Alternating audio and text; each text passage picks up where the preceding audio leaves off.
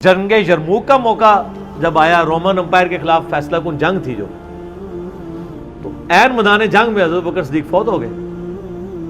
حضرت عمر نے پہلا ڈیسیژن یہ کیا کہ خالد بن ولید کو آرمی چیف کے عہدے سے معزول۔ ہائے ہائے سر، بالکل آپ آخری اوور چل رہے ہو اور آپ کا جو پلیئر سینچری پہ سینچری مار رہا ہو، آپ اس کو کہیں اس کو واپس آ جاؤ اور ایک نیا پلیئر بھیج دیں، جو کریز پہ سیٹ تھا اس کو آپ واپس بلا لیں۔ یہ وہ شخص کر سکتا ہے جس کا خدا پہ یقین ہو۔ تو اور آپ کو پتہ ہے حضرت عمر کے رشتہ دار تھے قریبی، انہی کے قبیلے سے تھے حضرت خالد بن ولید۔ حضرت خالد بن ولید کو پتہ تھا کہ یہ اگر عمر خلیفہ بنے گا نا تو پھر میرا معاملہ پہلے ہوگا، اور وہی ہوا۔ ابو عبیدہ ابن جراح کو بنا کے بھیج دیا۔ لوگوں میں بڑی چیمہ گوئیاں شروع ہوئی کہ لو جی سب سے بڑی آرمی کے خلاف جنگ ہو رہی ہے، سب سے بڑی سپر پاور، اور عین میدان جنگ میں یہ ڈیسیژن کر دیا ہے، اگر مسلمان ہار گئے پھر کیا ہوگا، یہ وہ اللہ نے فتح دے دی۔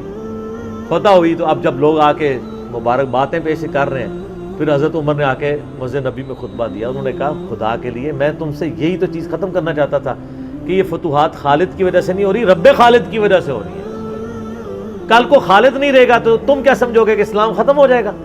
اسلام نے تو آگے چلنا ہے، ٹھیک ہے۔ پھر انہوں نے کہا میری دوسری حکمت یہ تھی کہ مجھے پتہ ہے کہ اب یہ رومن امپائر مسلمانوں کے پاس آ جائے گی، بیت المقدس بھی فتح ہو گیا پھر بعد میں، تو خالد ابن ولید جو ہے یہ جنگ کی فیلڈ کا ماسٹر ہے، اور جب کوئی علاقہ فتح ہو جاتا ہے پھر کسی جنگجو کی وہاں گورنر لگانے کی ضرورت نہیں ہوتی، بلکہ کسی ایسے شخص کو گورنر لگانے کی ضرورت ہوتی ہے جو ہیومن انسٹنکٹ سے واقف ہو، جس کو ہیومن مینجمنٹ آتی ہو۔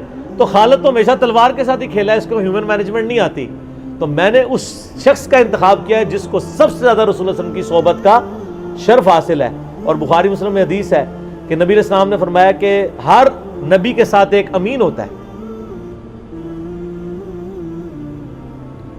اور میرا امین جو ہے وہ ابو عبیدہ ابن جراح ہے۔ ان کو پھر یعنی یرموک میں حضرت عمر نے یعنی آرمی چیف لگایا اور فتح ہوئی۔ اس کے بعد بیت المقدس بھی فتح ہو گیا، کیونکہ ابو عبیدہ جو ہے وہ شروع کے مسلمانوں میں سے ہیں، مکی دور کے۔ اب بعد میں لوگوں کو اسلام سکھانا تھا تو ایسے بندے کی ضرورت تھی نا۔ تو پھر حضرت عمر آپ کو پتہ ہے نا دورے پہ بھی گئے تھے بیت المقدس کی چابیاں لینے کے لیے،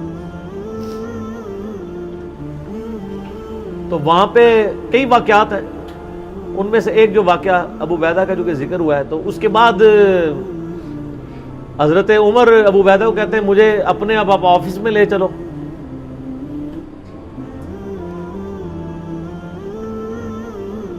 دنیا کی سب سے بڑی سپر پاور فتح کی ہو جس بندے نے، آپ سمجھیں کہ ایک بندے نے امریکہ فتح کیا ہے، کسی جنرل نے، واشنگٹن ڈی سی میں اس کا آفس تو ہونا چاہیے۔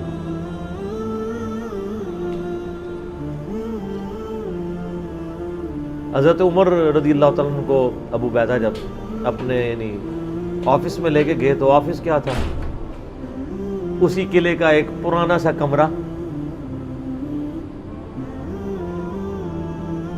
جس کے ایک کونے کے اوپر مصلی بچھا ہوا ہے، ایک وضو کی جگہ ہے، لوٹا پڑا ہوا ہے۔ یہ کل کائنات ہے اس آفس کی جو سب سے بڑی سپر پاور کو جس بندے نے گرایا، ابو عبیدہ ابن جراح نے۔ حضرت عمر رضی اللہ تعالیٰ عنہ کی آنکھوں میں آنسو آ گئے۔ انہوں نے فرمایا کہ دنیا نے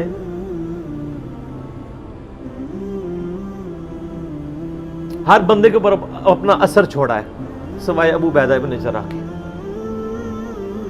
دنیا سے شکست نہیں دے سکی۔ دنیا سے مراد دنیا کی محبت، ہر بندے نے اپنا حصہ لے لیا۔ اس لیے آپ کو پتا ہے نا کہ حضرت عمر اپنے دور خلافت میں ابو عبیدہ ابن جراح کو بار بار خط لکھتے رہے کہ آپ ادھر آ جائیں، کیونکہ حضرت عمر چاہتے تھے کہ میں اپنے بعد ان کو خلیفہ نامزد کروں، اس لیے کہ وہ امین الامت ہے۔ لیکن وہ پھر حضرت عمر کے دور میں طاعون کے مرض میں وبا جو پھیلی تھی شام میں، اس میں وہ پھر شہید ہو گئے تھے، تو وہی ان کا پھر وہ قبر بن گئی۔ سر میرا سوال ہے کہ طاعون کا مرض آپ کو پتہ ہے کہ کیا تھا؟ جسم پہ پورے پھوڑے نکلتے تھے کینسر کے.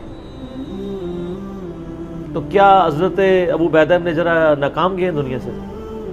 کہتا ہے جی کوئی بندہ مرا تھا، بڑا نورانی چہرہ تھا، یہ تھا وہ تھا. ہر بندے نے اپنے بنائے ہیں. ایک بندہ پھوڑوں کی تکلیف سے مرا ہے، بخاری مسلم کی حدیث ہے، جو طاعون کے مرض میں مرا وہ شہید ہے. تو وہ مرے تو بستر مرگ پہ ہے لیکن شہید ہے.